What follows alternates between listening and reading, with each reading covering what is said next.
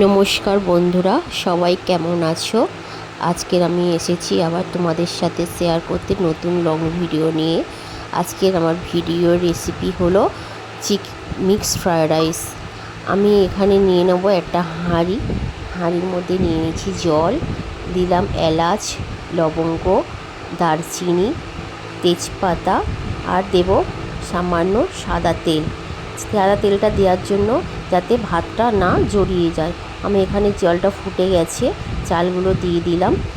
আর চালটা একটু তোমরা অবশ্যই দেখে নেবে যেন বেশি না নরম হয়ে যায়। নরম হয়ে গেলে কিন্তু ফ্রায়েড রাইসটা ভালো হবে না। এখানে দেখো ভাতটা হয়ে গেছে। আমি এবার ভাতটা নামিয়ে এখানে একটা কড়াই, তার মধ্যে দিয়ে দিলাম সাদা তেল। ডিমটা ভেজে নেব, যেহেতু মিক্সড ফ্রায়েড রাইসে ডিম লাগবেই। আমি এখানে ডিমটা ঝুরো ঝুরো করে ভেজে নেব।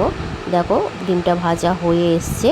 আবার আমি এই কড়াইতে দেব সাদা তেল, একইভাবে ভেজে নেব চিকেনগুলোকে আমি ছোট ছোট পিস করেছি। তোমরা অবশ্যই এরকম ছোট ছোট পিস করে নেবে।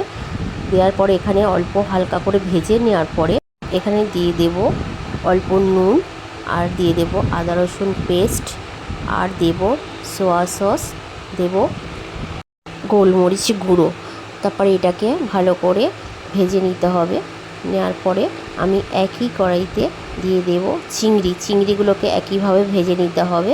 এখানে দিয়ে দিলাম আদা রসুন পেস্ট, নুন, সোয়া সস, আর দেব ব্ল্যাক পেপার। এটাকে দিয়ে ভালো করে নাড়াচাড়া করে একইভাবে ভেজে নিতে হবে। এটা ভাজা হয়ে এসছে, এবার নামিয়ে নেবো। আমি এখানে একটা কড়াইতে সাদা তেল দেব, এর মধ্যে দিয়ে দেব রসুন কুচি, আদা কুচি।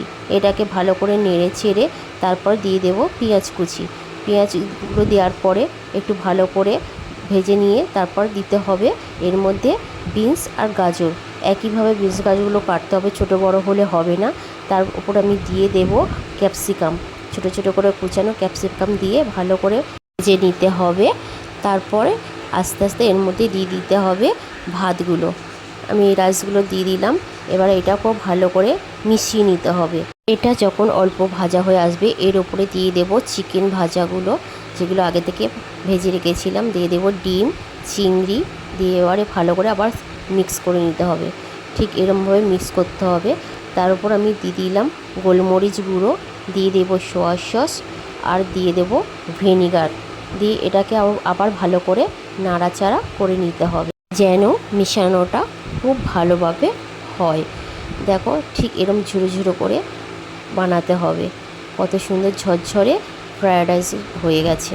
এর ওপর আমি দিয়ে দেবো এবারে পেঁয়াজ পাতা, তারপর দিয়ে দেব ধনে পাতা কুচনো। দিয়ে এটাকে দেওয়ার পরে আবার ভালো করে মিশিয়ে নিতে হবে। এই রেসিপিটা অবশ্যই তোমরা বাড়িতে একবার ট্রাই করো, অবশ্যই তোমাদের ভালো লাগবে। কোনো গেস্ট আসলে বাড়িতে তোমরা একবার ট্রাই করতে পারো, অবশ্যই তোমাদের ভালো লাগবে। আমার এই রেসিপিটা যদি তোমাদের ভালো লাগে অবশ্যই কমেন্টে জানাবে, আর অবশ্যই একটা শেয়ার আর লাইক করে দিও। আর তোমাদের সাথে আবার আসবো নেক্সট ভিডিওতে নিয়ে। সবাই ভালো থাকবে আর সুস্থ থাকবে।